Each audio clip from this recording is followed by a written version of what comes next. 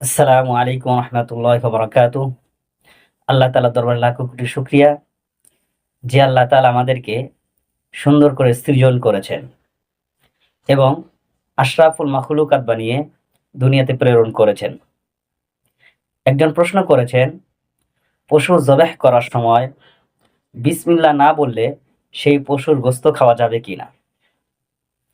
এর উত্তর হলো, কোনো মুসলমান যদি পশু জবেহ করার সময় বিসমিল্লাহ বলতে ভুলে যায় তাহলে সেই পশুর গোশত খাওয়া যাবে, কোনো সমস্যা নেই। কেননা মুসলমানের অন্তরে বিসমিল্লাহ রয়েছে। কিন্তু যদি ইচ্ছাকৃতভাবে বিসমিল্লাহ না বলে তাহলে সেই পশুর গোশত খাওয়া যাবে না। কেননা আল্লাহ তাআলা পবিত্র কোরআনের সূরা আন-নামের ১২১ নম্বর আয়াতের মধ্যে বলেছেন, ওয়ালা তাকুলু মিম্মা লাম ইউযকার ইসমুল্লাহি আলাইহি ওয়া ইন্নাহু লাফিসক। যেই পশুতে আল্লাহ তাআলার নাম উচ্চারণ করা হয়নি সেই পশুর গোশত তোমরা খেও না, কেননা এরূপ করা কঠিন গুনাহ।